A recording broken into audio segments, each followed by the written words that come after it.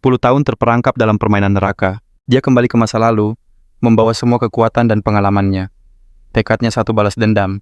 Rintangan apa yang akan menghadangnya? Kisah ini akan mengungkap segalanya yang berawal dari sebuah tragedi. Seorang gadis bernama Sua, terikat tubuhnya bergetar hebat. Dia masih mengira, ini semua hanyalah permainan. Woo Hyun hanya bisa meneriakkan namanya. Dengan lirih Sua berkata, dia tak sanggup lagi menahannya. Hanya kata maaf yang terucap pilu darinya. Dia terus meyakinkan diri ini hanya game. Sebentar lagi, semua ini akan berakhir. Penuh semangat, Woo Hyun mengulurkan tangan menolak kenyataan pahit yang terjadi di depannya. Namun korban lain memberitahunya bahwa akhir mereka sudah dekat. Ia menasihatinya untuk bertahan hidup sebelum lenyap dalam jeritan pilu. Waktu berlalu, ia pun terpaksa menerima takdir memohon agar teman-temannya tidak pergi. Ia berteriak putus asa, air mata membasahi matanya yang terluka. Inilah realitas barunya sekarang. Sebuah kilas balik pun dimulai menjelaskan semuanya. Inverse, planet game VR terpopuler di dunia. Gerbang dimensi kekuatan super dan perang menjadi daya tariknya. Atas saran temannya, Woo Hyun pun mencoba permainan itu. Tak disangka ia terperangkap di dalamnya. Dunia game itu menjadi kenyataan yang mengerikan. Subjek uji 62 mendapat ucapan sinis karena ia hampir mencapai tahap kenaikan. Proyek kenaikan sebuah penelitian gila yang mengorbankan ribuan nyawa demi menciptakan satu manusia terpilih. Proyek ini menculik orang untuk dijadikan kelinci percobaan. Mereka dipaksa menjalani eksperimen keji, dari suntikan paksa hingga modifikasi tubuh. Kemudian para petinggi memberi perintah untuk menyingkirkan jasad gadis itu. Para penjaga pun mengurungnya bersama penyintas lain. Di dalam sel yang gelap, ia larut dalam kepedihan. Kejadian ini takkan pernah ia maafkan. Ia bersumpah akan terus hidup untuk membalas dendam. Tiba-tiba alarm berbunyi, seorang subjek uji coba berhasil kabur membuat para penjaga siaga. Ia berlari bersama para penyintas lain, menuju pintu keluar di ujung lorong dengan harapan. Namun saat mereka hampir berhasil, sesosok musuh berambut merah menghadang jalan mereka. Ia bersumpah lorong ini akan jadi akhir perjalanan mereka. Ia mengutuk nasib sial mereka. Teman-temannya maju memintanya untuk melindungi mereka dari belakang. Sang musuh menyebut mereka bodoh, dan bersumpah akan menghabisi semuanya lalu menerkam dengan ganas. Setelah pertarungan yang sengit, akhirnya ia berhasil mengalahkan musuh itu. Napasnya tersengal di antara rekan-rekannya yang gugur. Sebuah kata terus terngiang di telinganya.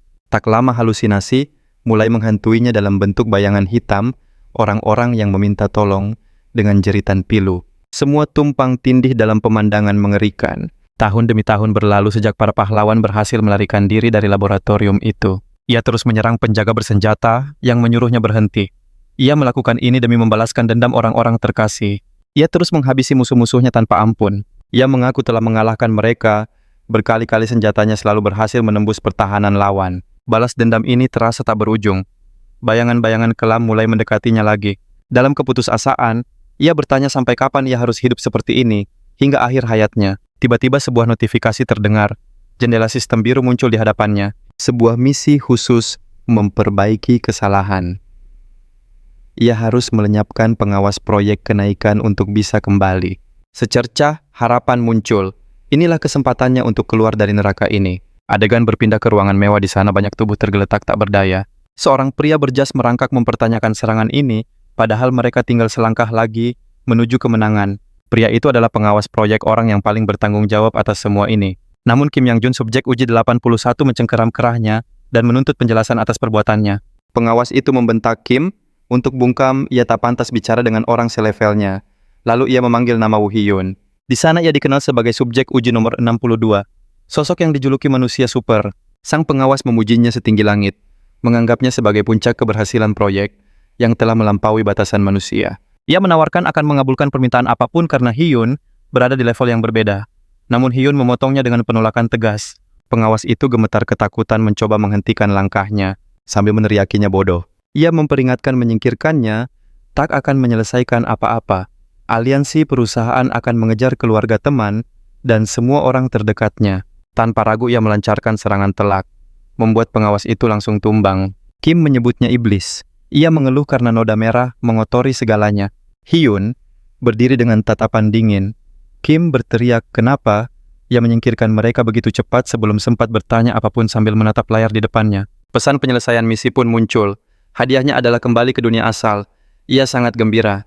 Namun saat akan menekan tombol, terima beberapa suara menghentikannya. Suara-suara itu bertanya ia mau kemana. Mengingatkannya pada rekan-rekan yang ia tinggalkan. Apa ia sudah melupakan mereka? Suara itu menuntut balas agar ia menghabisi mereka semua. Ia merasa begitu lelah. Benarkah yang dilakukannya selama ini sudah cukup? Meski ragu, ia membulatkan tekad. Ini mungkin kesempatan pertama dan terakhirnya untuk pergi. Ia berkata pada temannya akan kembali ke dunia asal. Tentu saja temannya bingung dan mengira ia sedang mengigau. Kau kan memang dari awal sudah di sini, tegas temannya. Ia pun mengambil keputusan. Sambil menekan tombol setuju, ia meminta temannya menyampaikan maaf pada yang lain sebelum ia pergi. Ia terlonjak bangun di tempat tidurnya terkejut. Seketika ia sadar ini adalah kamarnya sendiri. Ia mau memeriksa tubuhnya masih tak percaya bisa kembali. Berapa lama waktu yang telah berlalu, ia meraih ponselnya. Tanggal 19 bulan 5 tahun 2040, 1 pukul 5 pagi. Ia kembali ke hari yang sama saat ia masuk ke dalam game itu. Wait. Mungkinkah waktu di dunia itu tidak pernah berjalan sama sekali? Di depan cermin ia terkejut. Semua bekas luka dan ototnya lenyap. Seolah semua yang ia alami hanyalah mimpi. Namun bayangan pertarungannya di dunia lain kembali muncul. Permohonan seorang gadis juga ancaman musuh yang akan menyakiti orang-orang terdekatnya. Semua itu terlalu nyata untuk jadi sekadar mimpi. Ia meyakinkan diri, 10 tahun yang ia habiskan di sana bukanlah ilusi. Tiba-tiba dering telepon membuyarkan lamunannya. Nama Jong Nayeon tertera di layar. Nama yang terasa tidak asing baginya. Begitu diangkat si penelepon langsung mengomel, menagih janji yang telah mereka buat. Saat ia bertanya janji apa, gadis itu hanya menyuruhnya datang malam ini, lalu mengirim koordinat dan menutup telepon. Ia menggenggam ponselnya baru teringat. Suara itu adalah milik teman sekelasnya, orang yang memperkenalkannya pada game Inverse Planet. Sesaat ia curiga, mungkinkah gadis itu yang merencanakan semua ini? Namun ia menepis pikiran itu. Ia memutuskan untuk menemuinya terlebih dahulu. Sesampainya di sana, Nayeon menyambutnya dengan hangat, sambil menyindirnya yang sudah lama tak muncul. Ini pertama kalinya kau keluar sejak semester berakhir ya? Tanyanya sambil menawarkan minuman. Namun ia menolak. Ia takut tak bisa mengendalikan diri jika sampai minum. Memangnya kenapa dengan kondisimu sekarang? Tanyanya sambil sibuk memanggang. Kau sudah coba game yang ku beritahu? Tanyanya. Ia menjawab baru membuat karakter dan nonton intro. Ia langsung tersedot ke dalamnya. Nayeon pun terkejut. Lalu ia tertawa sinis. Kalau begitu sama saja kau belum main sama sekali. Amarah langsung mendidih di dalam dirinya. Ia teringat 10 tahun penderitaan akibat rekomendasinya. Tangannya mengepal erat saat Nayeon menagih janjinya untuk tampil di siaran langsung demi memamerkan fisiknya di kanal gadis itu. Ia baru sadar, Nayeon memaksanya bermain hanya demi konten untuk kanalnya sebagai streamer. Meski ia ragu pernah berjanji, pertemuan ini membuatnya merasa benar-benar telah kembali ke dunia nyata. Ia duduk di depan komputer, mencari tahu tentang pengembang game itu. Ia menemukan nama perusahaannya Planet Earth yang berbasis di Silicon Valley, Amerika. Dengan getir, ia sadar melapor ke markas takkan mengubah apapun. Jika ia mengaku jatuh ke dunia lain, karena game itu mereka pasti akan menganggapnya gila. Ia ragu untuk kembali, takut akan bahaya dan ketidakpastian, lalu menghela napas di depan monitornya. Untuk apa semua ini? Ia mempertanyakan tujuannya alih-alih bersyukur selamat dari neraka itu.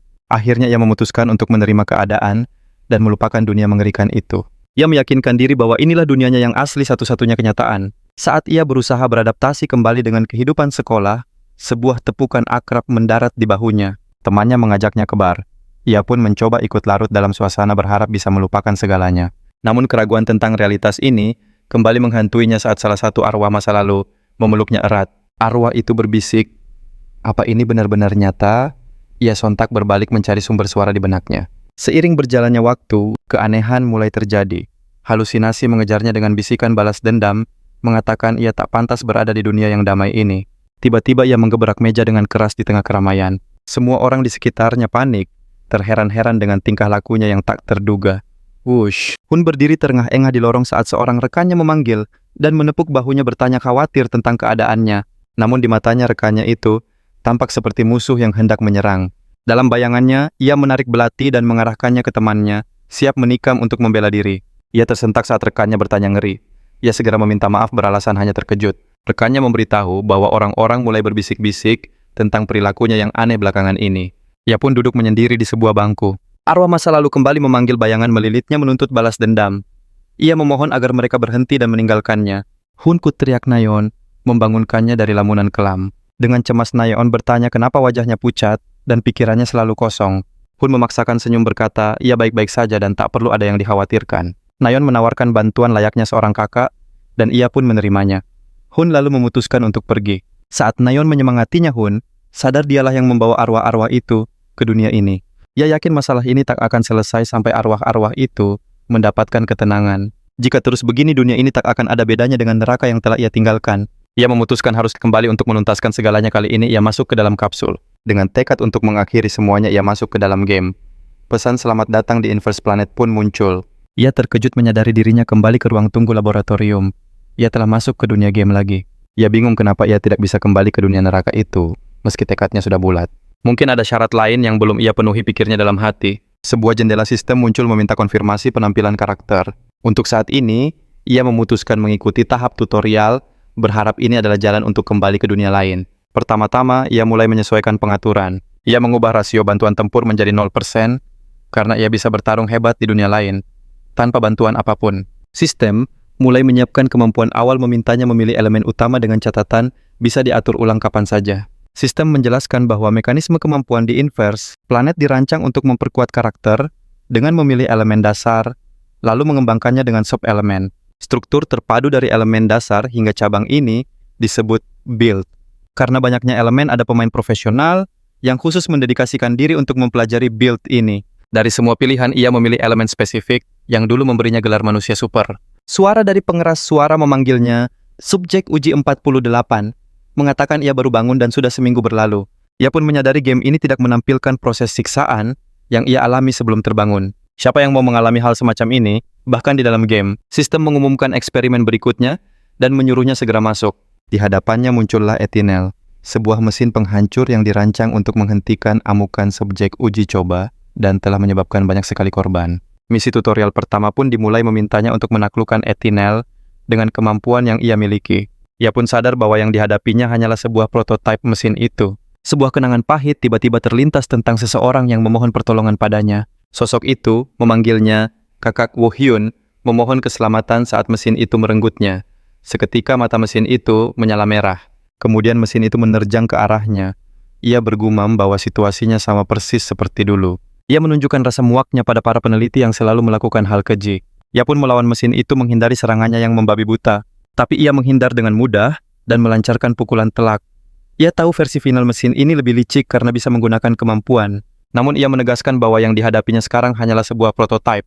Ia menghancurkan mesin itu hingga berkeping-keping dan permainan mengumumkan eksperimen telah selesai. Laboratorium memuji subjek uji 48, menggambarkannya sebagai sosok luar biasa dengan efisiensi yang tak tertandingi oleh subjek normal. Sebuah pesan muncul menandakan misi tutorial pertama telah berhasil diselesaikan. Namun saat sistem akan memulai eksperimen selanjutnya, kekacauan meledak. Penyusup dari pemerintah menerobos masuk, membuat para peneliti panik. Terdengar jeritan seorang peneliti. Lalu sebuah siaran terdengar ditujukan untuk semua korban yang ditahan secara tidak adil di laboratorium. Suara itu meminta para korban mengerahkan seluruh kekuatan mereka untuk kabur. Saat itu juga ia mengenali pemilik suara itu. Misi tutorial kedua dimulai, tujuannya adalah kabur dari laboratorium. Ia pun memutuskan untuk bergerak lebih dulu. Ia berlari kencang sambil bertanya-tanya tentang sumber ledakan yang terdengar. Ia tiba di sebuah lorong yang hancur lebur. Di tengah puing-puing ia melihat sesuatu yang menarik perhatian. Terdengar suara dari alat komunikasi yang mengatakan bahwa tandanya menunjukkan ia adalah korban bukan musuh. Sosok di seberang menyimpulkan bahwa tujuannya sudah pasti untuk melarikan diri.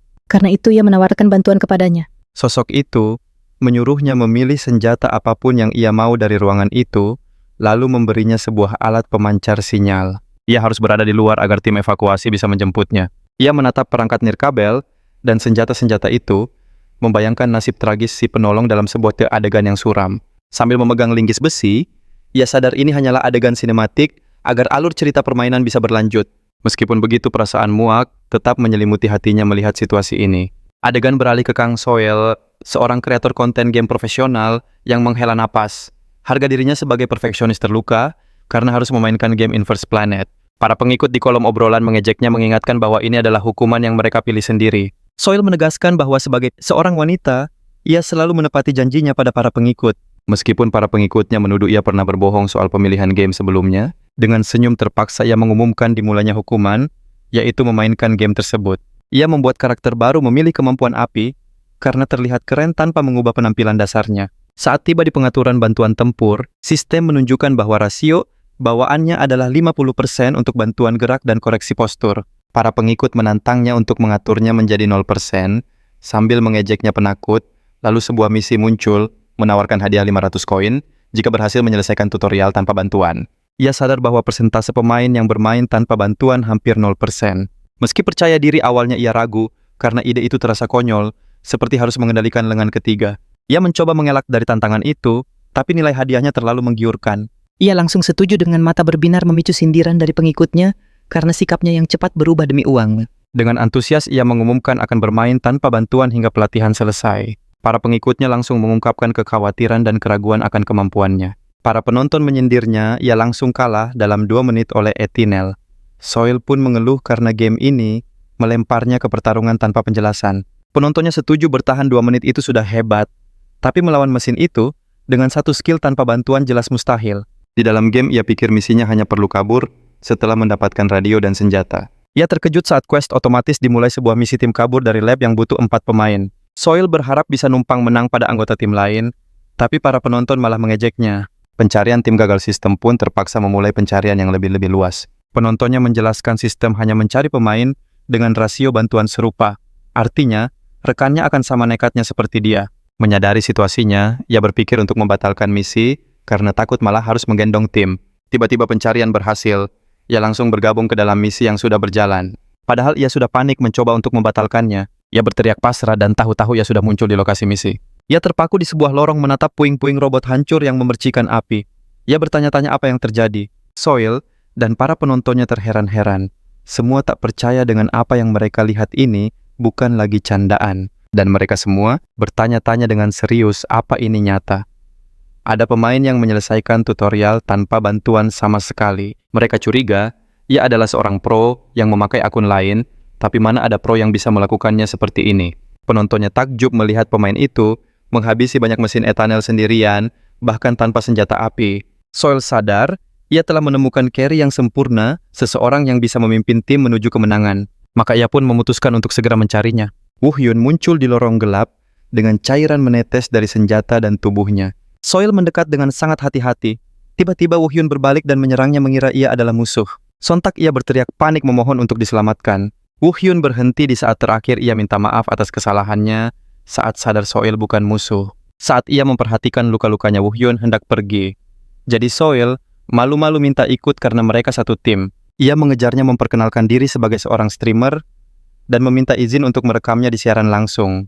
Soil meyakinkannya kalau mode privasi aktif dan wajahnya akan disamarkan. Namun Woo-hyun mendadak berhenti membuat Soil jadi khawatir. Tiba-tiba sirene meraung mengumumkan kaburnya subjek uji coba.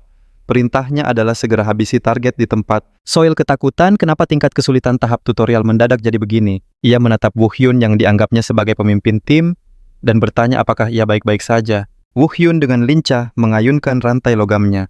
Ia menerjang para penjaga melumpuhkan mereka semua membuat penonton menjulukinya iblis sabit dan rantai. Soil menyaksikan adegan itu dari tempat. Persembunyiannya tak percaya dengan yang dilihatnya. Para penonton setuju bagaimana senjata seperti itu bisa dipakai tanpa bantuan sistem. Penonton mulai menganalisis. Warna matanya berubah jadi putih. Mungkin itu skill angin atau telekinesis. Lalu salah satu dari mereka menyimpulkan satu-satunya elemen dasar yang meningkatkan fisik dan mengubah warna mata adalah entitas absolut. Para penonton kaget karena itu dianggap skill sampah yang membuat pemain tak bisa memakai skill lain. Dijelaskan bahwa kemampuan entitas absolut adalah salah satu dari kemampuan dasar di game, karena ia meningkatkan status fisik dan daya tahan secara luar biasa. Tapi sebagai penggantinya pemain itu tidak bisa menggunakan kemampuan lain sama sekali. Komunitas game bahkan sepakat skill ini harus dihindari dan menyarankan untuk meninggalkan tim yang ada pemain seperti itu. Soil shock. Kenapa memilih skill yang menonaktifkan skill di dalam game yang sangat mengandalkannya? Sementara para penonton bertanya-tanya, bagaimana bisa bertarung tanpanya? Padahal mata putih itu, bukti ia menggunakannya. Beberapa berpendapat peningkatan fisik itu mungkin berguna dalam pertarungan tanpa bantuan teknis. Tapi mereka tetap heran bagaimana ia bisa bergerak selincah itu dengan skill ini saat masih di level 1. Dengan rantai dan sabitnya Woo-hyun mengoyak lawannya tanpa ampun. Di antara keraguan akan jati dirinya dia berdiri angkuh di atas tumpukan musuhnya yang tumbang. Namun bisikan di kepalanya menggema mengatakan, ini belum cukup menuntut balas dendam yang lebih kejam karena mereka belum terpuaskan. Tiba-tiba seberkas sinar laser bidik muncul mengarah tepat ke kepalanya. Soil berteriak memperingatkan bahaya. Sambil mengumpat dia balas menembak untuk mengatasi situasi genting ini. Tembakannya telak mengenai sasaran musuh pun tumbang di tengah kepulan asap dan percikan api. Dia terduduk mencoba mengatur napasnya, sementara kolom komentar siaran langsungnya dibanjiri para pengikut. Ada yang memuji ketenangannya, ada pula yang menuduhnya mencuri kill karena hanya memberi pukulan akhir setelah Woo-hyun melemahkan lawan. Dia hanya merespons dengan senyuman miring yang penuh percaya diri, menegaskan bahwa yang terpenting adalah dia telah membantu dan itu sudah cukup. Woo Hyun terdiam teringat masa lalunya, namun lamunannya buyar saat Soil memanggilnya di tengah arena. Soil memberinya julukan Tuan Hard Carry sang penyelamat. Woo Hyun pun menoleh dengan tenang. Dengan gugup Soil bertanya apakah Woo Hyun marah karena campur tangannya. Dia beralasan hanya ingin membantu meski sedikit, namun Woo Hyun menyangkalnya dengan singkat. Woo Hyun menegaskan kalau Soil memang sangat membantu memicu gelombang kekaguman di kolom komentar atas sikap dan suaranya yang tenang. Para penonton memuji sikapnya yang berkelas dalam menghadapi tuduhan itu. Melihat kesempatan Soil, dengan antusias memintanya untuk menyelesaikan tahap tutorial bersama. Woo Hyun menyetujuinya dengan singkat lalu memperkenalkan diri sebagai Baek Woo Hyun. Soil sadar, Tuan Hard Carry hanya julukan dan heran apakah ini nama aslinya karena tidak tersensor. Dengan penasaran dia bertanya apakah Woo Hyun memilih entitas absolut sebagai kemampuan dasarnya. Woo Hyun menjawab, ya, membuat para pengikutnya terkejut dan terbelah. Ada yang merasa kemampuan itu harus dinilai ulang, ada pula yang bersikeras kalau itu tak berguna. Kehebatannya barusan pasti karena skill pemainnya bukan karena kemampuannya. Soil bertanya penuh kagum, bagaimana dia bisa menghindari peluru tanpa skill apapun, dan game apa yang biasa dimainkannya. Woo Hyun hanya menjawab singkat kalau dia tidak memainkan game tertentu. Tiba-tiba Woo Hyun berhenti. Dia mendeteksi dua musuh tipe 18 20 meter di depan. Soil takjub dengan kemampuannya mendeteksi jarak dan jumlah musuh tanpa skill deteksi, lalu menyarankan untuk maju memastikannya. Dan benar saja, mereka menemukan musuh tepat di lokasi itu. Soil terperangah dengan ketajaman indera Woo Hyun. Woo Hyun langsung melesat maju teringat masa-masa serunya bermain di Coliseum dulu. Soil berteriak panik, tapi Woo Hyun dengan lincah menghindari setiap serangan mesin raksasa itu. Mengenang kembali hari-hari saat dia begitu tenggelam dalam permainan itu. Dia mendaratkan serangan pamungkas membatin bahwa dialah seorang ranker sejati di game itu. Mesin itu hancur berkeping-keping, kolom komentar pun meledak dengan pujian. Mereka takjub melihatnya mengalahkan 18, tanpa koreksi sistem menyimpulkan inilah level sejati para ranker Coliseum. Dengan polosnya Soil bertanya, apa menjadi ranker Coliseum itu hebat? Pengikutnya menertawakan ketidaktahuannya, menjelaskan kalau ranker di sana bisa jadi pro, bahkan Butler yang legendaris adalah salah satunya. Mendengar nama Butler Soil, terbelalak kaget. Dia pemain paling terkenal di arena Inner's Planet. Para penonton penasaran bertanya apa dia pernah melawan Butler, dan siapa yang akan menang jika mereka berduel. Tapi Woo Hyun mengabaikan pertanyaan itu dan menyuruhnya untuk terus bergerak. Soil pun segera bergegas mengikutinya. Akhirnya mereka tiba di gerbang misi terakhir. Kepala keamanan lab muncul sebagai bos panggung meremehkan pencapaian mereka. Bos berambut merah itu mengancam berkata, tempat ini akan jadi akhir perjalanan mereka. Dengan nada mengancam, dia menambahkan mereka akan segera menyusul teman-teman mereka yang telah gugur. Wuhu, tersadar semua yang ia hadapi ternyata hanyalah sebuah program tutorial. Tatapannya seketika menajam. Di sekelilingnya bayangan-bayangan gelap kembali muncul. Bisikan itu kembali menemukanmu dan lebih cepat mendorongnya untuk segera menuntaskan dendam. Sang bos berteriak mengancam mereka, takkan bisa lolos tak sadar akhir buruk telah menantinya. Soil memberondongkan tembakan dari senapannya untuk melindungi rekannya. Namun ia terkejut saat perisai energi menahan semua peluru. Ia pun bergumam, penghalang partikel. Para penonton di kolom chat langsung mengejek ketidaktahuannya. Mereka menjelaskan bahwa kepala keamanan adalah seorang awakened, jadi wajar ia punya kemampuan level boss. Mereka pun menertawakan usahanya yang hanya mengandalkan peluru. Meski begitu Soil tetap berteriak, aku akan melindungimu dari sini. Sementara para penonton berkomentar sinis, melihat Soil kini bergantung penuh padanya. Woo Hyun dengan lincah menghindari setiap serangan dari bos raksasa itu. Sang bos pun mengejeknya. Kau pikir ini hanya sebuah permainan? Serangan ganas dilancarkan, percikan merah menyala demi hasratnya merobek-robek sang lawan. Namun perisai itu menahan serangannya lagi, membuat para penonton tertawa dan mengira ada kesalahan teknis. Sang bos menghina Woo Hyun sebagai tikus kecil. Seketika kulitnya mengeras menjadi logam membuat para penonton mengenali skill manusia besinya.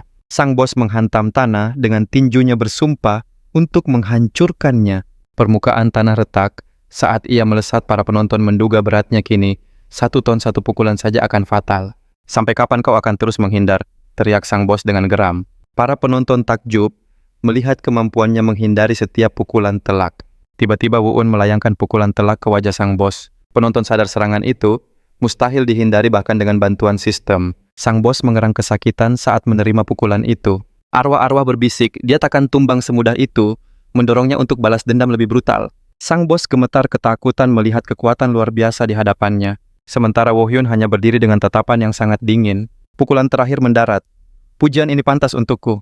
Sistem pun mengumumkan kemenangan atas kepala keamanan lab. Soil hanya bisa terpaku tak percaya dengan apa yang baru saja disaksikannya. Kolom chat meledak, mereka takjub karena pertarungan ini terjadi tanpa koreksi sistem sama sekali. Dengan gembira Soil berseru, "Bos, pelatihan sudah kalah. Kita tinggal keluarkan." Sementara Woo Hyun duduk dengan tenang di atas tubuh bos itu. Komentar membanjir mengakui kemenangannya dan bertanya-tanya mengapa pemain sehebat ini ada. Tubuh sang bos perlahan memudar dan Woo Hyun memastikan pada Soil bahwa mereka bisa pergi. Keduanya keluar dan sistem mengumumkan misi pelarian berhasil memberikan poin skill. Namun Woo Hyun meminta maaf.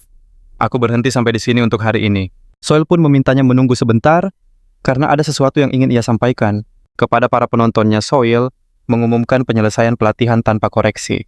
Para penonton langsung mencelanya karena berani mengambil semua pujian. Ia pun mengakhiri siarannya, lalu berterima kasih pada Woo Hyun karena telah menunggu. "Apa yang kau inginkan?" tanya Woo Hyun. Dengan ragu Soil mengajaknya untuk bergabung di siarannya. Woo Hyun balik bertanya, "Siaran tentang apa?" Soil menjelaskan bahwa ia memainkan misi utama, Inverse Planet, dan terkadang tanding pemain lawan pemain. Dengan antusias, ia menawarkan untuk menyesuaikan jadwal siarannya demi Woo Hyun. Tak hanya itu, ia bahkan siap membayar mahal untuk setiap kemunculannya. Sadar tak bisa memaksa ia meminta maaf. Dari raut wajahnya ia tahu penolakan itu tak bisa diubah. Sebagai gantinya, ia hanya meminta untuk menjadi teman. Permintaan itu tentu saja ia setujui. Dengan gembira ia pun pamit mendoakan yang terbaik, sebelum akhirnya tubuh karakternya perlahan lenyap. Sebuah pesan sistem muncul menandakan kepergian Kang Soil dan berakhirnya program tutorial. Ia kini berdiri sendirian dengan noda di wajahnya bertanya-tanya dengan cemas mengapa ia tidak kembali meski pelatihan telah usai. Tanpa ia sadari di luar sana sedang terjadi kehebohan besar. Komunitas game gempar. Sebuah teori menyebar luas menuduhnya memakai program ilegal untuk menyelesaikan tutorial mustahil itu. Dan di tengah kekacauan itu, seorang penonton anonim nomor 62 mengirim donasi besar dengan pesan misterius yang bertanya, "Bagaimana rasanya kembali ke dunia nyata?" Keesokan paginya di markas planet Earth, pengembang game Inverse Planet, sebuah insiden besar terjadi. Para staf dihadapkan pada situasi genting yang disebabkan oleh satu pemain saja. Mereka semua menyaksikan ulang rekaman kejadian itu dengan penuh rasa tak percaya. Pemandangan itu benar-benar di luar nalar mereka. Diskusi panas pun tak terhindarkan. Bagaimana mungkin seorang pemain menghancurkan kapten penjaga tanpa bantuan sistem komunitas online? Yakin dia peretas dan menuntut penjelasan. Salah satu dari mereka bertanya ragu, "Apa kita yakin ini bukan program ilegal?" Dan yang lain pun segera ingin memastikannya. Staf penanggung jawab menegaskan, ia sudah memeriksa segalanya. Tak ada jejak program eksternal sama sekali. Ia menambahkan ia sering melihat peretas menembus dinding, tapi gerakan seperti ini belum pernah ia lihat sebelumnya. Mereka semua setuju tingkat kendali seperti ini mustahil ditiru bahkan oleh program peretas terhebat sekalipun. Jika ini bukan rekayasa, maka pemain itu adalah seorang monster. Meski begitu, tetap ada kemungkinan kecil ini adalah jenis program ilegal yang belum terdeteksi. Akhirnya tim memutuskan untuk melakukan verifikasi langsung terhadap pemain misterius itu. Sementara itu, Woo Hyun bertemu temannya, Nayeon, yang memberitahu bahwa internet sedang terbakar karena dirinya. Situasinya benar-benar kacau.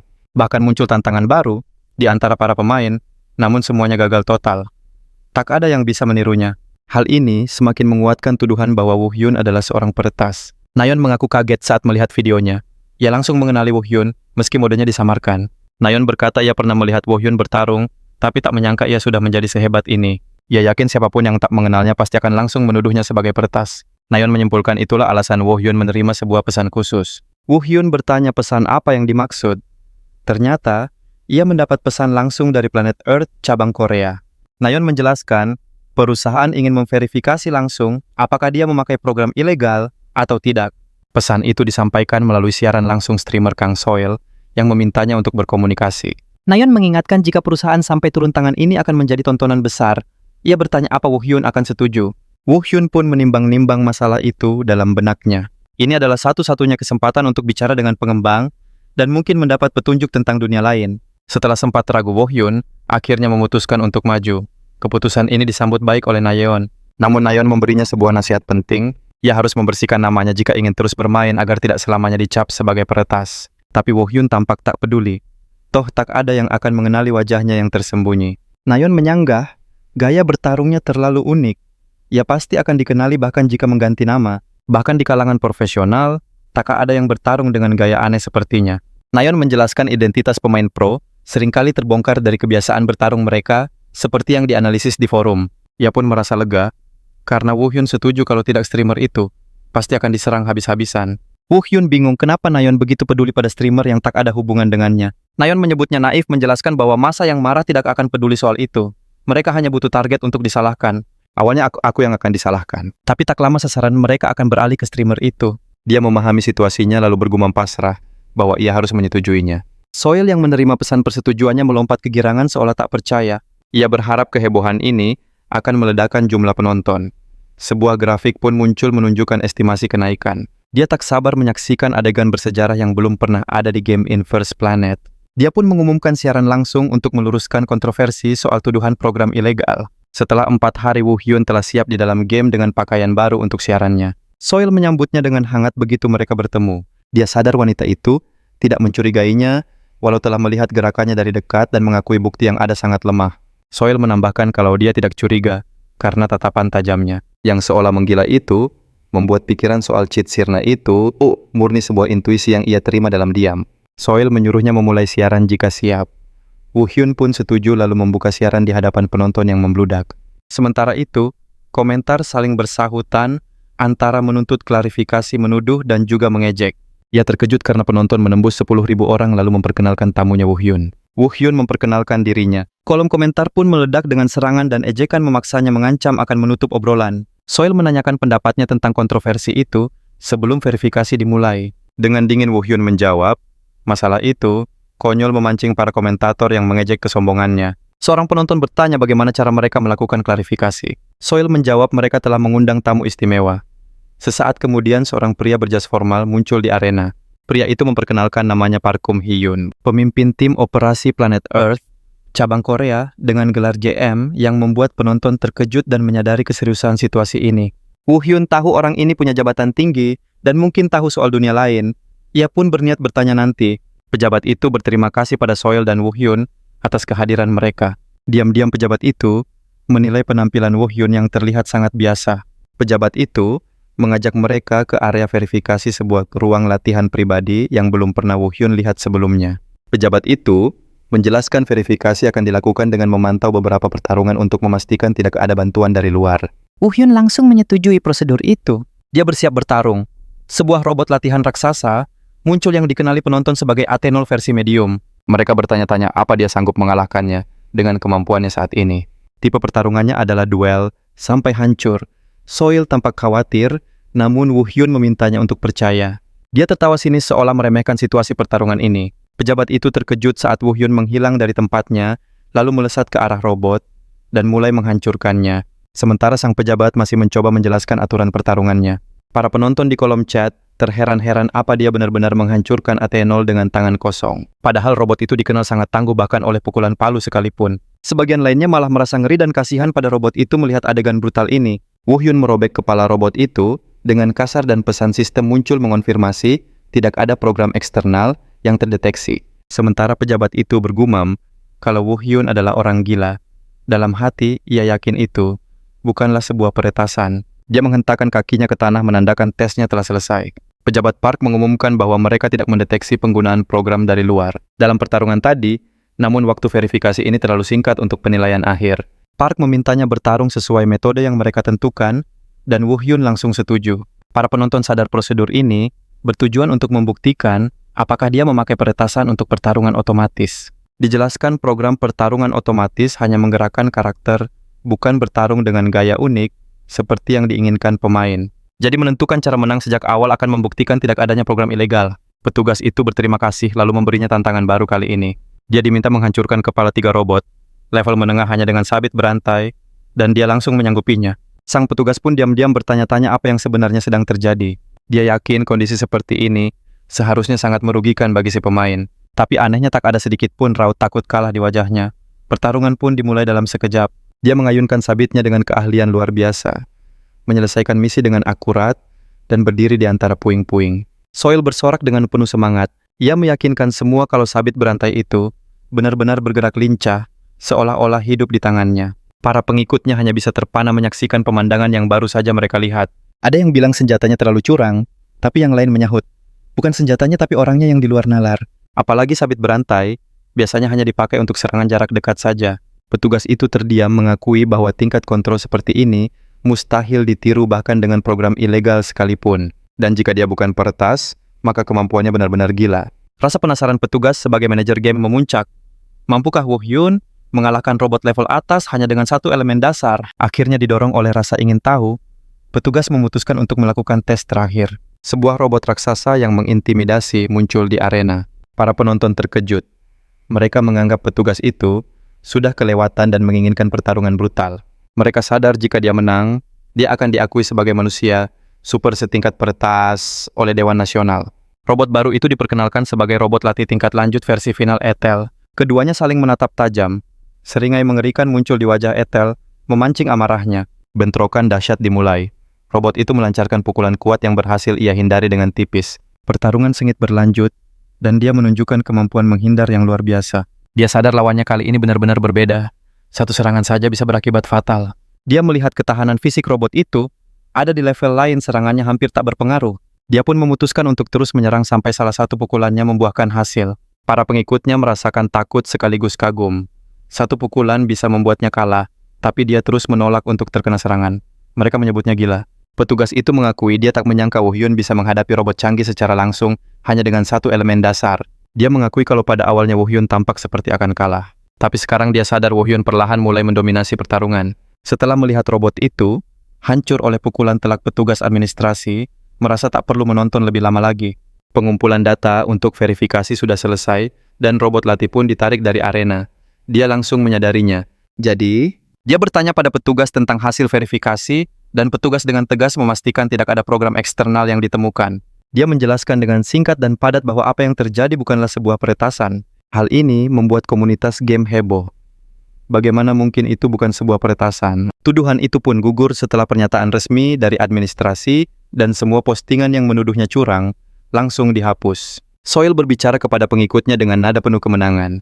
Ia mengingatkan mereka, kalau dari awal dia sudah bilang, tidak ada kecurangan dan mengejek para peragu, yang kini tak bisa membantah. Dan sementara para pembenci mundur teratur, beberapa orang memberinya julukan baru karena kekuatannya yang luar biasa, monster fisik level peretas. Sebuah istilah yang justru membuatnya kagum. Soil pun menekankan pada semua orang untuk mengingat dia tidak curang, tapi punya kemampuan fisik yang setara dengan itu. Saat diminta komentar terakhir, dia hanya berkata bahwa pengalaman tadi cukup menyenangkan. Pejabat itu pun menyampaikan rasa terima kasihnya atas usaha Soil. Soil pun menutup siarannya menyapa para pengikutnya. Jumlahnya fantastis, lebih dari 100.000 penonton yang terbagi antara yang takjub dengan strateginya, dan yang menyayangkan siaran legendaris untuk membersihkan namanya itu harus berakhir. Setelah siaran selesai, Soil berterima kasih pada Woo Hyun dan sang pejabat yang telah membantunya. Woo Hyun hanya membalas dengan anggukan seolah itu bukan masalah besar. Pejabat itu tersenyum simpul menganggap masalah ini tak sesederhana itu, lalu berniat pergi. Namun Soil tiba-tiba menghentikannya berkata ada sesuatu yang ingin ia tanyakan. Sang pejabat pun bersedia mendengarkan pertanyaannya. Soil langsung ke intinya menanyakan soal bug teknis yang bisa membuat pemain terjebak di dalam game. Pejabat itu dengan tegas menyangkal pernah mendengar hal semacam itu. Menurutnya jika ada error fatal seperti itu, game ini takkan mendunia. Soil pun mengerti jawaban tersebut. Pejabat itu akhirnya pamit untuk pergi. Soil menghela napas lega. Situasi yang menegangkan ini akhirnya selesai juga. Ia lalu menoleh ke Woo Hyun berjanji akan menghubunginya setelah menghitung keuntungan siaran. Meskipun Woo Hyun bilang tak butuh uang, ia setuju untuk dihubungi lagi oleh Soil. Dalam hati Soil merasa rugi besar karena melepas kesempatan konten emas di hadapannya. Tapi ia ragu memintanya kembali dan menelan kembali kata-katanya. Ia sadar Woo Hyun setuju tampil hari ini hanya demi membersihkan namanya. Akhirnya ia hanya mengucapkan selamat tinggal dan berjanji akan menghubunginya lagi. Sementara itu, Hyun berdiri termangu sedikit kecewa karena tak mendapat info apapun soal dunia lain. Tiba-tiba sebuah pesan masuk dari Jongnon, memintanya segera ke ruang persiapan tempur. Rupanya ia tahu siaran telah berakhir. Jongnon menyambutnya dengan semangat mengatakan bahwa reaksi komunitas benar-benar meledak. Tapi Hyun tak menyukainya. Ia merasa gaya bermain sambil membaca obrolan sama sekali tak cocok untuknya. Jawaban itu tentu saja membuat Naon sedikit terkejut. Naon menawarkan solusi, bagaimana kalau coba main sendiri saja, anggap tak ada obrolan biar aku atur semuanya. Namun Hyun tetap menolak karena ia memang pada dasarnya tak ingin melakukan siaran. Tak menyerah, Naon punya ide lain. Ia menyarankan Hyun mencoba mode pemain lawan pemain atau PvP. PvP pertarungan antar pemain adalah pilar utama game ini, selain mode pemain lawan lingkungan atau PvE. Hyun menduga inikah alasan Naon memanggilnya kemari. Tentu saja Naon mengonfirmasi sambil mengomel kenapa Hyun pergi tanpa mencoba fitur ini. Hyun mencoba mengelak. Ia merasa game ini tak cocok untuknya, apalagi kesempatan kembali ke dunia lain sangat kecil. Tapi Naon memotongnya dengan tegas meyakinkan bahwa PvP adalah inti dari game ini. Hyun terdiam memikirkan kata-kata Naon. Ia sadar mode cerita PvE persis seperti dunia tempat ia berasal. Sedangkan PvP adalah dunia baru yang belum pernah ia lihat. Mungkin ada sesuatu yang berbeda. Akhirnya ia setuju untuk mencobanya. Naon pun mulai menjelaskan. Pertama ada mode duel pertarungan langsung 1 lawan 1 atau berpasangan. Lalu ada mode perjuangan di mana pemain bisa memilih 1 dari 4 jenis permainan. Pengawalan penangkapan atau pemusnahan dalam pertarungan tim 5 lawan 5. Terakhir, mode bertahan hidup 100 pemain disebar untuk bertarung hingga tersisa 1 pemenang. Karena ini adalah pengalaman pertamanya, Naon menyarankan bermain dalam mode tim dan menawarkan rekomendasi build karakter yang cocok untuk PvP. Tapi Hyun langsung memotongnya. Ia bilang hal seperti itu tidak perlu. Hyun menjelaskan kalau ia sudah sangat memahami sebuah build tertentu. Inilah build sama yang memberinya gelar legendaris sebagai manusia super di dunia lain. Saat Wohyun bersiap, Naon berkata akan mulai merekam sesinya. Wohyun pun setuju dan berjanji akan segera siap. Titik awal permainan ditentukan di pangkalan militer yang terletak di zona pertama. Area ini terkenal dengan item berkualitas tinggi. Namun tempat ini adalah sarang para pemain level atas, bukan untuk pemula. Naon dengan antusias memohon izin merekam permainan PvP-nya untuk konten YouTube. Meskipun sedikit kesal, Wohyun menyuruhnya tenang dan akhirnya memberinya izin. Dia pun bertanya-tanya alasan di balik semangat Naon yang berlebihan. Jendela sistem muncul 60 detik, tersisa sebelum permainan dimulai. Dia pun segera mengonfirmasi loginnya. Naon memberinya salam hormat ala militer, berharap mereka bisa bertemu lagi dalam keadaan utuh. Begitu masuk dia muncul di lobi lantai 3, dan langsung berhadapan dengan lawan pertamanya. Lawan itu tampak mengeluh, mengatakan bahwa item dan sumber daya di tempat ini sangat buruk. Merasa sia-sia lawannya itu memutuskan untuk pindah ke tempat lain.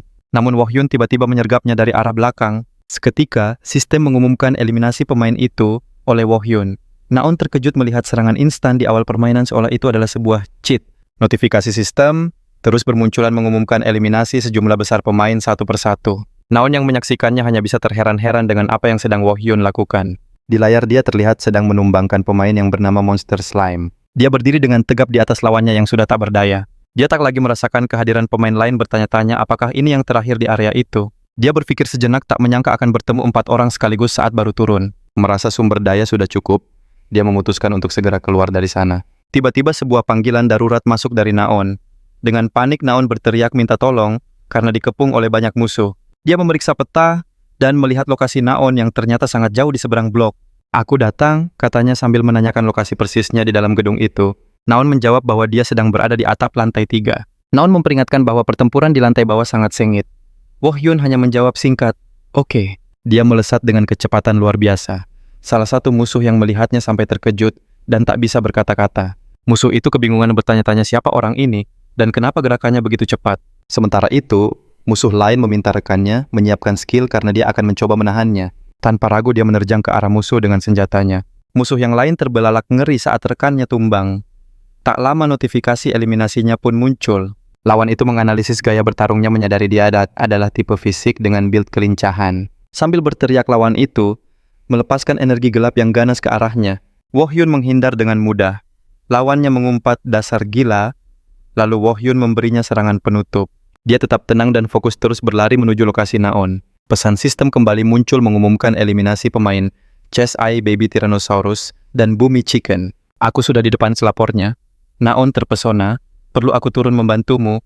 Tetap di sana, perintahnya seraya tangannya meraih gagang pintu. Di balik pintu dia menghitung langkah kaki yang mendekat. Mungkin 4 atau 5 orang. Begitu pintu terbuka wajah dinginnya menyambut musuh yang langsung menyerang dengan belati. Musuh itu menerjang dengan teriakan penuh niat untuk menjatuhkannya. Namun dengan mudah, ia menahan serangan itu, mencengkeram pergelangan tangan lawannya. Si penyerang terkejut oleh kecepatan reaksinya. Sebuah pesan sistem muncul mengumumkan eliminasi pemain Hazard oleh Baek Wohyun. Sambil menatap lawannya yang tumbang dia sadar, harus bergerak lebih cepat lagi. Notifikasi sistem kembali bermunculan, mengeliminasi pemain dengan nama-nama aneh seperti berbakti pada orang tuamu, dengan makanan udang, serta penyembuhan yang membuat rekannya terpana bertanya-tanya bagaimana semua itu terjadi secepat kilat. Naon sadar Wohyun menghabisi lawan sendirian, lalu tiba-tiba ia muncul di sisinya tanpa bersuara. Wohyun pun kaget hingga berteriak dan menyerangnya. Naon menghindarinya lalu menegurnya karena telah mengagetkannya. Dia mengaku bahwa ia sama sekali tidak merasakan kehadiran Naon sampai gadis itu berdiri tepat di sebelahnya. Naon berkata dengan takjub bahwa dengan kecepatan ini, Woo Hyun bisa meraih 14 kill sendirian. Sementara itu, ia sendiri ragu, apakah kedatangannya memang diperlukan. Dia bertanya apa gedungnya sudah aman, lalu menatap heran gergaji mesin yang dibawa Naon. Sambil tersenyum polos, Naon menjelaskan kalau itu satu-satunya senjata yang ia temukan. Woo Hyun berteriak semangat berjanji akan membawa tim menuju kemenangan. Naon hanya menanggapinya dengan tatapan sinis. Pertandingan berakhir, tim mereka menjadi juara 1 dari 50 tim, dan Woo Hyun mendapat 25 kill. Sementara Naon cukup puas dengan 7 kill dan 15 assist. Woo Hyun tak percaya mereka bisa menang 10 kali beruntun. Ia mengaku sangat lelah dan ingin berhenti untuk hari itu. Naon pun menyetujui ajakannya. Dalam hatinya Naon bergumam, "Kukira dia hanya mahasiswa biasa." Ternyata dia adalah senjata hidup. Aku harus membawanya ke dunia siaran bagaimanapun caranya. Dia memohon agar Woo Hyun menunggu 2 hari berjanji akan menyiapkan proposal siaran yang paling pas untuknya. Meski Woo Hyun mencoba menjelaskan ia tidak tertarik, Naon memotongnya bersikeras agar Woo Hyun mendengarkannya nanti lalu pergi begitu saja. Tinggallah Woo Hyun, sendirian berpikir bahwa pertarungan dalam game tidak memberinya petunjuk apapun tentang dunia lain. Di tempat lain, Soil membuka forum komunitas game yang heboh, membicarakan Dewa Pretas, dan memuji siarannya. Dia melihat jumlah penontonnya menembus 100.000. Ia bertanya-tanya apa mungkin ia bisa melihat angka sebanyak ini lagi dalam karirnya. Soil berharap bisa terus siaran bersamanya, dan menyesal karena tidak berusaha lebih keras untuk menahannya. Ia teringat penolakan tegas Woo Hyun soal siaran dan mencoba menghibur diri berpikir penolakannya tidak sekeras itu. Namun pada akhirnya ia sadar bahwa Woo Hyun memang sangat teguh sejak awal.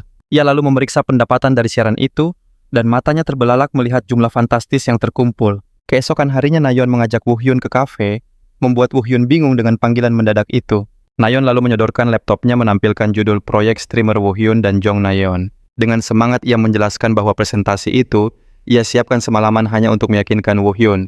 Namun Woo Hyun berkomentar sinis, "Desainnya jelek. Ini hasil kerja semalaman." Nayeon mengingatkan soal syarat Woo Hyun sebelumnya bahwa ia tak masalah asalkan hanya bermain tanpa perlu interaksi. Ia pun bertanya apa Woo Hyun setuju jika hanya perlu bermain dan mengabaikan obrolan. Woo Hyun menyangkal menjelaskan bahwa ia tidak pernah setuju itu, hanyalah sebuah pengandaian saja. Nayeon lalu mengusulkan ide lain, yaitu format observasi realitas. Format ini jelasnya mirip acara TV, di mana ada komentator di studio yang mengomentari rekaman permainan. Dan ia menutup presentasinya dengan menyarankan agar Woo Hyun fokus bermain, sementara ia yang akan mengurus interaksi dan komentar. Usahanya untuk meyakinkan Woo Hyun soal proyek siaran ini terus berlanjut. Ia bahkan menawarkan untuk menyewa komentator pro, dan memberi kesepakatan bagi hasil 60 untuk Woo Hyun dan 40 untuknya. Tawaran yang bagus kan? Tanyanya. Tapi, Woo Hyun tetap menolak dengan tegas, sama sekali tidak menunjukkan minat. Nayeon sadar, sepertinya Woo Hyun tidak mengerti nilai uang dari siaran langsung. Jadi ia bertanya apa Woo Hyun sudah mengecek rincian pendapatan yang dikirimkan oleh Soil. Woo Hyun pun teringat kalau dia memang menerima sebuah email tadi pagi, tetapi ia belum membukanya karena harus pergi dengan terburu-buru. Ponselnya menyala menampilkan pesan dari Kang Soil. Transfer senilai 6 juta won, namun perhatiannya tertuju pada pesan donasi misterius yang terlampir. Mata Naon terbelalak melihat nominal yang fantastis itu. Bagaimana bisa dia menolak siaran dengan bayaran 6 juta won, tapi fokus Hyun terkunci pada pesan itu. Ia membaca pesan dari penonton anonim 62 yang menyapanya dan menanyakan sesuatu tentang rasanya kembali dan memberitahu ada misi khusus baru. Pengirim pesan itu akan selalu mengawasinya. Seketika Woo Hyun sadar, orang ini tahu ia kembali dari dunia lain. Angka 62 adalah kode subjek percobaannya. 62. Keresahan menjalari dirinya. Siapa orang ini? Bagaimana dia bisa tahu rahasia kepulangannya? Dengan tatapan tajam, ia bertanya pada Naon, bisakah informasi donatur itu dilacak? Namun Naon menggeleng. Mustahil karena terhalang undang-undang privasi. Pesan langsung juga tak bisa. Satu-satunya cara berinteraksi adalah saat siaran langsung. Saat itu juga keputusannya sudah bulat. Ia setuju untuk siaran. Tekadnya untuk siaran membuat Naon bersemangat. Ia meminta konfirmasi agar Hyun tidak berubah pikiran. Pengumuman resmi pun dirilis sang Dewa Peretas akan tampil di siaran tur peretasan bersama komentator Cha Seong-cheol dan Naon. Tiba saatnya di Jumat malam yang dinantikan. Para gamer berkumpul di depan layar tak sabar menantikan siaran dimulai. Komunitas game gempar penuh antisipasi dan rasa penasaran akan identitas sang bintang. Hitung mundur 5 menit terakhir dimulai. Di studio Planet Inverse, ketegangan terasa begitu pekat. Nayeon mengaku kalau dirinya luar biasa gugup. Komentator Cha Seong-cheol menenangkannya memastikan semua persiapan sudah matang. Bahkan Cha komentator ahli mengaku gugup. Ia tak menyangka Naon bisa mengajak Woo untuk siaran. Lalu, Naon tertawa canggung teringat Hayun langsung setuju. Mereka tak tahu alasan sebenarnya. Siaran pun dimulai. Naon menyapa penonton diikuti perkenalan diri dari Cha. Kolom obrolan langsung dibanjiri pertanyaan menuntut kemunculan Woo Hayun. Naon tersenyum meyakinkan mereka kalau ini belum saatnya untuk kecewa. Di dalam game Woo Hayun, muncul sorak-sorai membuktikan ini bukan clickbait semata. Naon menjelaskan konsepnya mereka akan menjadi komentator dalam sebuah tur peretasan. Mereka akan mengomentari permainannya yang mode privasinya sudah aktif. Ia lalu membakar semangat penonton. Kalian siap melihat gaya bermainnya. Sinyal mulai dikirim. Sebuah pesan masuk ke perangkatnya. Selamatkan penyintas dan tinggalkan hutan. Rinciannya. Misi utama muncul lewati penjaga dan capai kantor di luar hutan. Sama persis seperti dulu gumamnya. Ia teringat dulu ia hanya bisa lari dan bersembunyi. Tapi kali ini berbeda. Dengan lantang ia berteriak memancing semua musuh. Seketika para musuh mendeteksi suaranya. Pemimpin mereka berteriak, serang dari 3 arah. Jangan biarkan dia lolos. Ia menari di antara serangan senjatanya dengan lincah menangkis setiap pukulan. Kalian semua akan berakhir di sini. Ancamnya dingin sambil mengayunkan senjata penghancur. Hujan peluru menghampirinya, namun semua berhasil ditepis dengan gerakan secepat kilat. Jeritan kesakitan terdengar saat salah satu musuh tumbang oleh serangannya. Bodoh sekali dia mendatangi kita secara langsung. Seru seorang penjaga. Yang lain berteriak, cepat habisi dia sekarang juga. Senjata rantainya melesat menangkap dan menarik musuh. Ia pun melompat ke udara. Dengan senjatanya ia menjerat lawan hingga saling bertabrakan dalam erangan kesakitan. Serangan brutalnya terus berlanjut menghantam musuh-musuhnya ke tanah, lalu menghancurkan mereka dari atas hingga tak bersisa. Sementara itu, salah satu yang selamat berteriak ketakutan, menyebutnya serangga terkutuk, sambil memberitahukan lokasinya. Di studio siaran Naon hanya bisa terbelalak kaget melihat pemandangan itu. Komentator Cha berkata, gaya bertarung ini benar-benar berbeda dari game Planet Inverse yang ia kenal. Ia mengaku ini pertama kalinya ia melihat gaya permainan seperti ini sepanjang karirnya. Dia menambahkan mengumpulkan musuh tanpa pertimbangan strategi apapun adalah hal yang aneh. Namun para penonton di kolom chat berkomentar, sinis, keberadaan Dewa Pertas itu sendiri sudah sebuah strategi. Malas mencari musuh, pancing saja mereka datang. Sebuah donasi muncul dari penonton yang bertanya-tanya, apakah skill? Keberadaan absolut itu terlalu kuat karena tanpa jeda. Nayon langsung melemparkan pertanyaan itu kepada sang komentator ahli yang dengan tegas menyangkalnya. Cha menjelaskan bahwa sebagian besar skill memiliki waktu jeda, karena itu build Woo Hyun yang mengandalkan elemen dasar tanpa jeda mungkin terlihat sangat perkasa.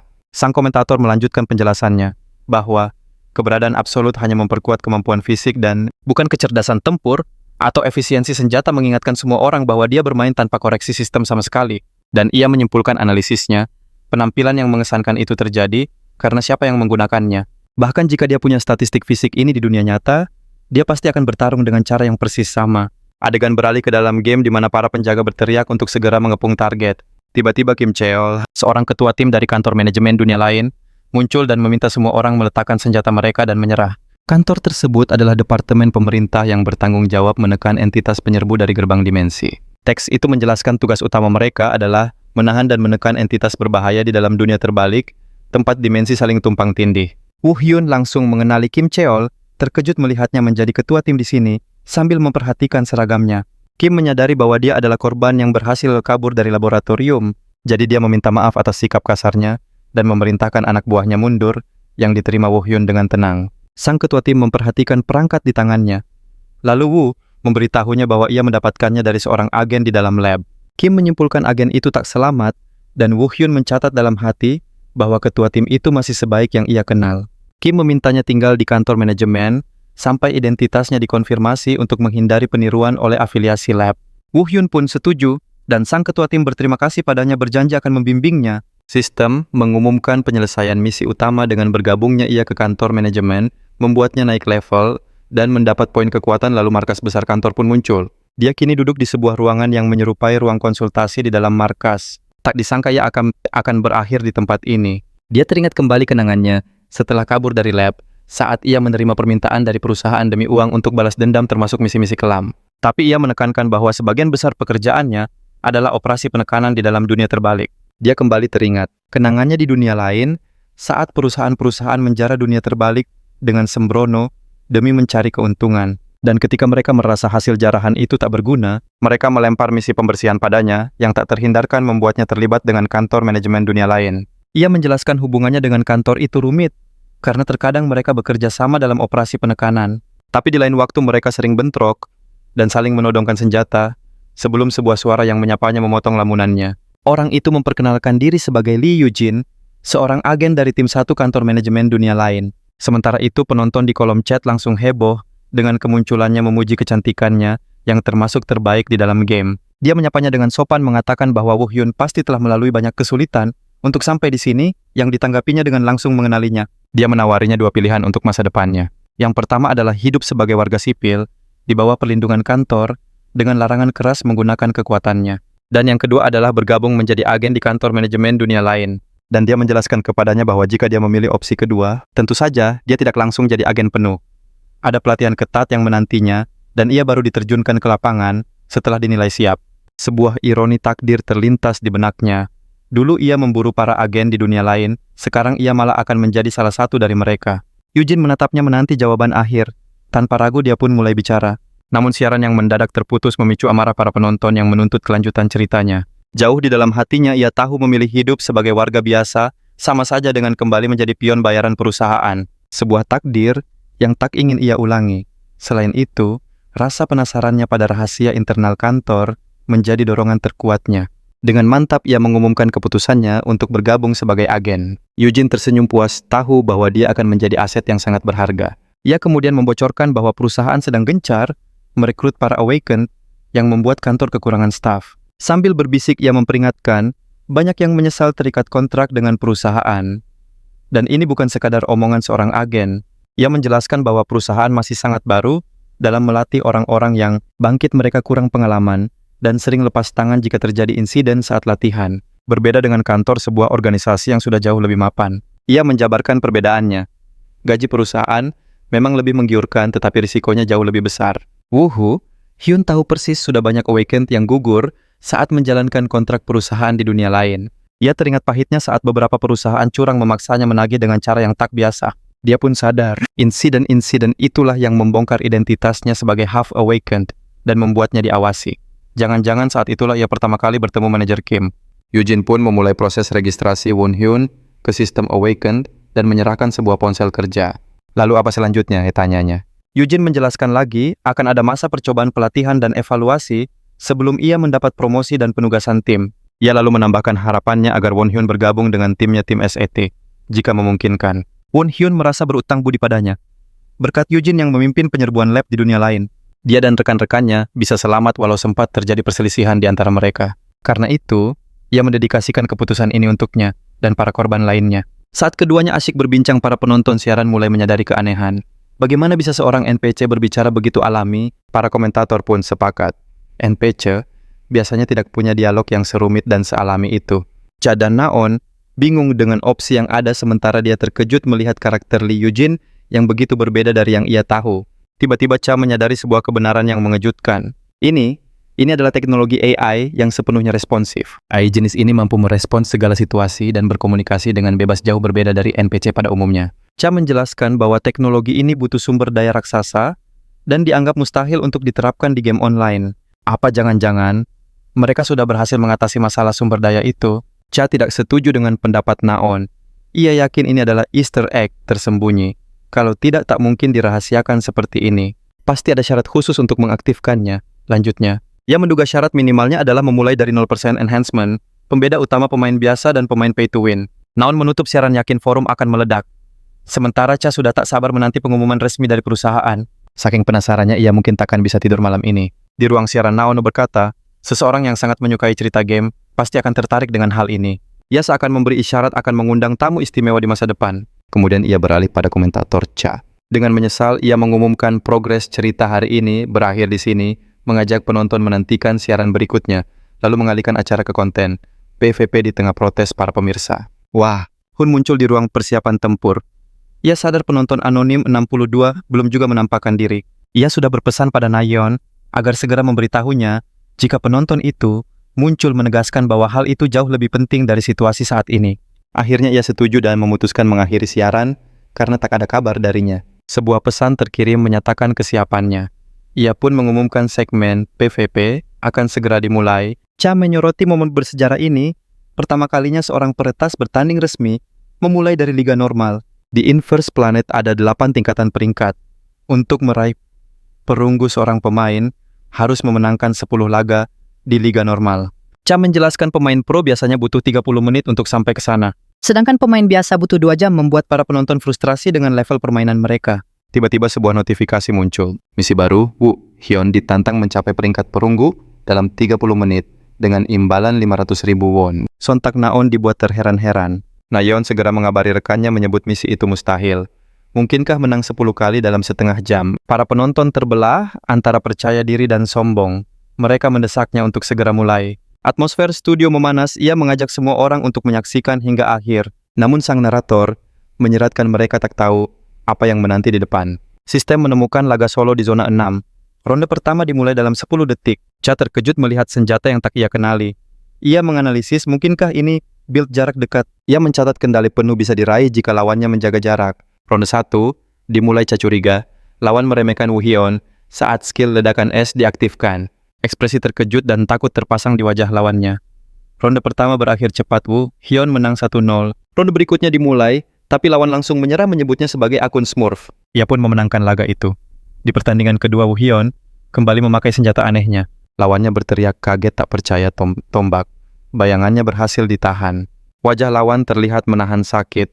Laga kedua berakhir dengan kemenangan 2-0 untuk Woo Hyun. Laga ketiga dimulai melawan pemain berseragam taekwondo. Pertarungan berakhir cepat, lawannya tumbang dan ia kembali menang telak 2-0.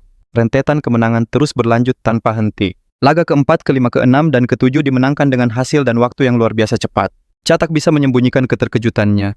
Woo Hyun meraih 10 kemenangan beruntun hanya dalam 20 menit dan naik ke peringkat perunggu. Nayeon terpana sementara para penonton merasakan perbedaan level yang begitu jauh.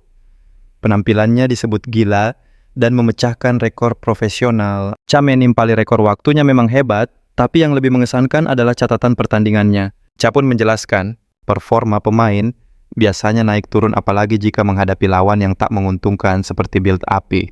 Tapi Woo Hyun, ia menghadapi build apapun dengan performa sempurna dan stabil di sepanjang pertandingan. Donasi baru masuk 500.000 won dari kerucut pinus. Nayeon pun berterima kasih. Sementara itu, Cha terlihat penasaran sekaligus cemas menantikan laga peringkat berikutnya. Nayeon lalu bertanya mengapa melakukan sniping saat siaran itu sulit. Cha menerangkan menyamakan waktu dengan pemain tertentu untuk masuk laga yang sama itu sangat sulit apalagi ini siaran langsung. Meskipun kemungkinannya kecil, ia berharap kecemasannya tidak akan terjadi. Para penonton merasa pembicaraan ini adalah pertanda buruk. Sistem berhasil menemukan laga peringkat solo di zona 11. Tiba-tiba seseorang berteriak, target ditemukan. Seorang pemain berambut oranye muncul dan langsung menghina Woo Hyun. Ia berkata waktunya telah tiba untuk memberi pelajaran pada si peretas. Penonton terkejut.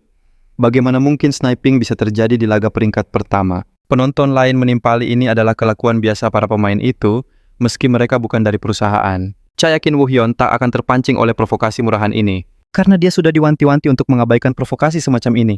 Saat Naon menyaksikan dengan cemas, lawannya mengawali ronde 1 dengan teriakan dahsyat dan ledakan energi. Lawan itu menerjangnya dengan kekuatan penuh berniat menuntaskan laga dengan satu serangan pamungkas sambil melontarkan kutukan. Sementara itu, komentar sinis bermunculan, mengejeknya karena tak bisa mendaratkan pukulan. Meski sesumbar sebelumnya, mereka menyindir siapa yang kini sedang diberi pelajaran saat harapan akan duel sengit pupus. Woo Hyun melancarkan tebasan pedang menyapu membuat para pendukung lawannya terdiam seketika. Ia menyayangkan telah membuang waktu untuk tontonan yang mengecewakan ini. Ronde pertama pun usai. Kemenangan 1-0 untuknya atas pemain yang menyebutnya monster sambil menahan sakit. Sistem mengumumkan ronde kedua akan dimulai dalam 10 detik di arena yang sama. Sang lawan merasa terhina dan putus asa. Ia pun memutuskan memakai cara licik sebagai jalan terakhir untuk menang. Ronde kedua dimulai dengan atmosfer tegang. Woo Hyun merasakan keanehan dari lawannya yang kini diselimuti aura energi. Ia merasa hawa pertarungan di sekelilingnya telah berubah drastis. Ia mengamati situasinya, menyadari aura musuh menjadi lebih tajam dan menekan dari sebelumnya. Gerakannya kini jauh lebih efektif, mengingatkannya pada suatu gaya.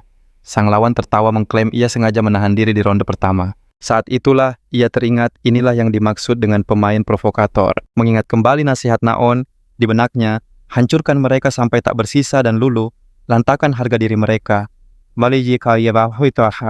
Sang lawan merasakan atmosfer di sekelilingnya mendadak berubah. Namun ia yakin keunggulannya yang besar membuatnya tak perlu gentar. Jangan berlagak hebat, teriak lawan itu marah sementara Woo Hyun menangkis serangannya dengan dingin. Ia melancarkan serangan balasan dahsyat membuat lawannya menjerit kesakitan dan mengumpatnya. Jeritan kesakitan terdengar dari sang lawan saat menerima serangan itu. Sambil tersungkur lawan itu, meratapi nasibnya. Semua orang terperangah sementara Naon mengonfirmasi apa yang baru saja mereka saksikan. Komentator Cha menyadari kalau Woo Hyun sengaja menghindari serangan akhir meski punya banyak peluang. Dia memastikan sang dewa mekanik mengikuti nasihatnya mentah-mentah. Dengan gugup Naon mengaku dialah yang menyuruhnya untuk menghancurkannya. Namun ia tak menyangka hasilnya akan sebrutal ini. Para penonton pun menjulukinya wanita seram pencipta monster. Mereka bergidik memikirkan nasihat apa lagi yang akan ia berikan. Terduduk di tanah, sang lawan bertanya-tanya ngeri siapa sebenarnya sosok di hadapannya ini. Sementara Woo Hyun berdiri menjulang dengan dingin mengarahkan pedang ke arahnya. Ia mengangkat pedang menatap lawannya yang ketakutan lalu berkata akan mengembalikan ucapannya tadi. Pedangnya pun terayun untuk mengakhiri segalanya. Sistem mengumumkan akhir ronde kedua dengan kemenangan mutlak untuk Woo Hyun, skor 2-0 atas pemain anonim itu mengukuhkannya sebagai pemenang pertandingan. Setelah itu rentetan kemenangannya berlanjut dengan momentum tak terhentikan, meraih kemenangan beruntun di laga normal maupun duel. Ia memecahkan rekor 30 kemenangan beruntun dalam waktu singkat. Di studio komentar, Naon terkesima melihatnya mencapai peringkat emas.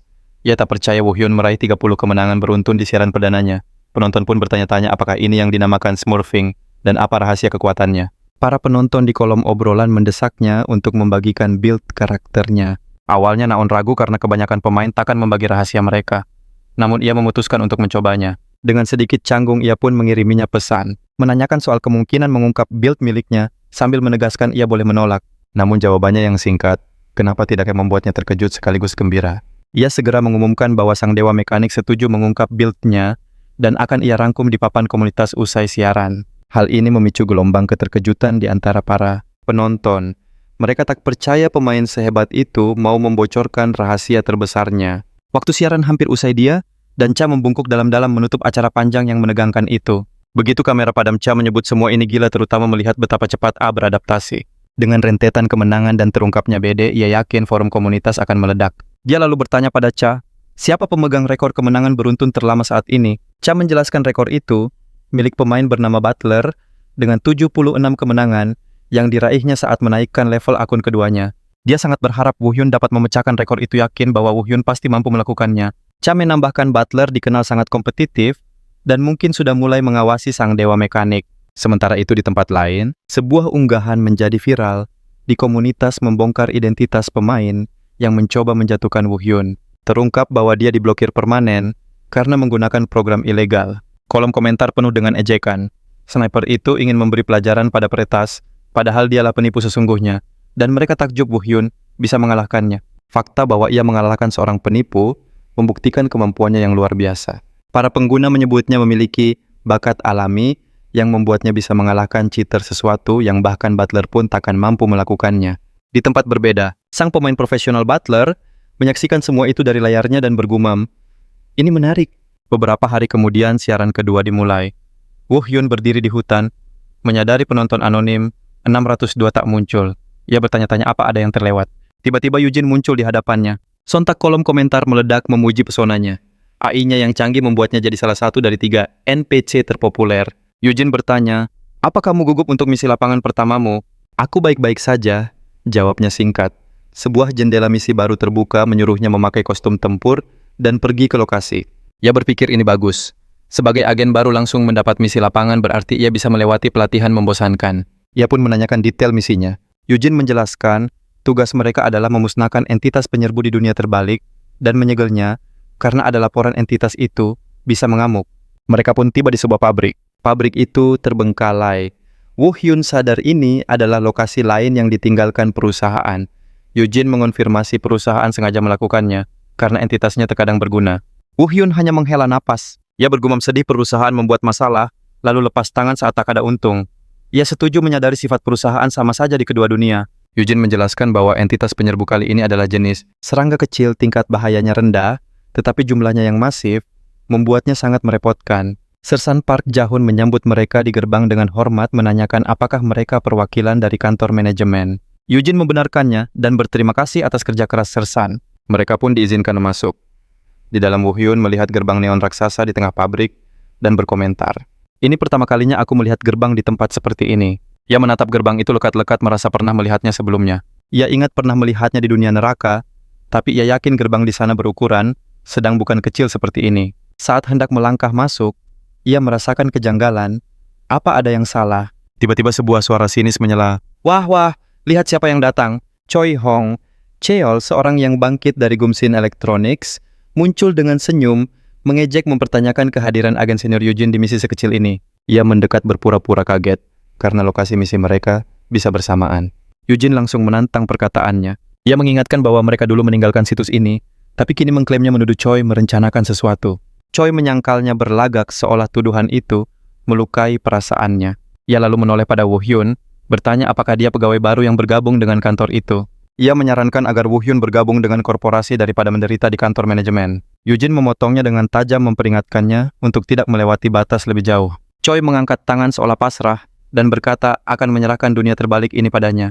Ia pun pergi sambil mendoakan kesuksesan misi mereka. Woo Hyun pun bertanya siapa pria tadi. Eugene menjelaskan dengan raut lelah bahwa pria itu adalah agen latih pertamanya. Ia bercerita setelah direkrut oleh korporasi lain, pria itu menyebar fitnah keji tentang agensi mereka. Eugene lalu menawarinya permen. Para komentator pun terkejut, ini pertama kalinya detail itu terungkap. Kisah antara Lee Eugene dan Choi Hyung Cheol akhirnya terbuka sesuatu yang biasanya hanya disinggung. Cha berkomentar bahwa AI yang adaptif bisa menciptakan alur cerita yang lebih beragam. Ini menandakan kemungkinan adanya rahasia terpendam di dalam perusahaan Planet Earth. Eugene mengajak menyudahi obrolan muram itu dan segera masuk. Woo Hyun pun mengiyakan. Sesaat setelah mereka lenyap, Choi muncul dari bayangan. Dengan senyum licik ia bergumam, operasi dimulai sekarang. 20 menit kemudian adegan pun berpindah ke dalam dunia terbalik. Woo Hyun tampak berdiri gagah di antara sisa-sisa pertarungan menyeka sudut bibirnya. Pikirannya melayang ke momen sebelum mereka melangkah masuk ke koridor dunia terbalik. Ia menyadari bahwa tempat itu adalah cerminan sempurna dari dunia di seberang. Tiba-tiba Eugene merasakan anomali. Ia berteriak pada si pemula untuk waspada tepat saat sebuah kekuatan misterius mendorongnya. Saat tersadar ia sudah sendirian di tengah hutan, ia bertanya-tanya apa mereka terpisah. Ia menganggap koridor runtuh karena guncangan biasa dan memutuskan untuk membereskan laba-laba yang muncul lebih dulu. Belati terhunus, matanya berkilat tajam di kegelapan. Ia sudah siap untuk bertarung. Di sisi lain, Eugene melepaskan jurus Thunder Spread melenyapkan musuh yang mengepungnya. Namun ia kesal karena monster terus berdatangan tanpa ada habisnya. Tidak peduli berapa banyak yang berhasil ia habisi.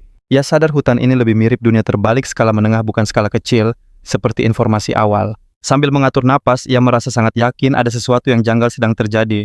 Ia berharap si pemula baik-baik saja. Tiba-tiba Choi muncul dari belakang dengan tombak api. Eugene berbalik kaget. Apa?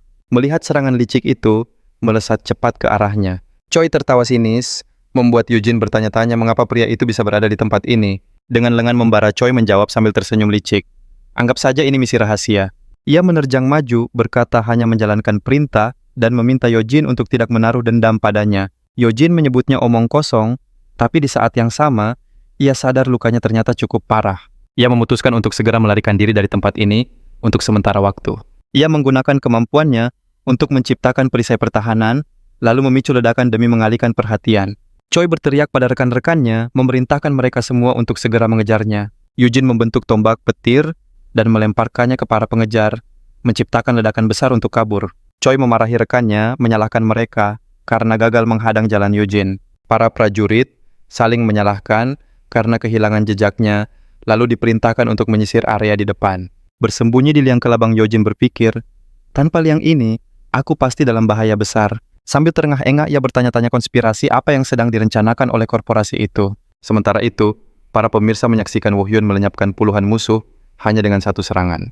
Tiba-tiba ia merasakan kehadiran Eugene dan sadar sesuatu yang buruk telah menimpanya. Ia dapat mendengar suaranya dengan jelas dan melihat sisa-sisa pertempuran sengit. Ia melesat secepat kilat, menembus hutan dan menemukan Eugene tak berdaya dililit kelabang raksasa. Para pemirsa di kolom obrolan heran mengapa Eugene bisa kalah dan bagaimana Woo Hyun tahu lokasinya. Ia menerjang maju menebas monster itu, lalu menangkap Eugene yang mengerang kesakitan. Ia mendarat dengan Eugene di pelukannya dan menanyakan keadaannya. Dengan lirih Eugene mengenalinya. Woo Hyun segera menganalisis situasi di Sekitarnya, dia sadar petarung sehebat itu tak mungkin kalah oleh serangga biasa. Luka ini pasti karena kemampuan khusus. Dia yakin Awaken yang bisa melakukan ini dalam situasi begini hanya satu orang. Dia langsung bertanya, ini pasti ulah Choi Hungol kan? Ia menjawab, benar, aku sadar dia mengikuti kita. Di studio Nayeon dan komentator Cha sangat terkejut melihatnya. Mereka menjelaskan bahwa biasanya Choi tidak menyerang secepat ini, Kemunculannya sekarang terasa sangat aneh dan mencurigakan. Mereka penasaran apakah ini efek dari AI adaptif yang menciptakan alur cerita baru. Kamera beralih ke Eugene, yang mengaku baru saja berhasil mengelabui Choi. Tapi dia cemas Choi akan kembali untuk menyergapnya lagi. Apalagi menggunakan kekuatannya akan mengungkap lokasinya. Ia memintanya bersembunyi selagi dia pulih, lalu ia akan membereskan masalah itu, menyarankannya untuk kabur lebih dulu.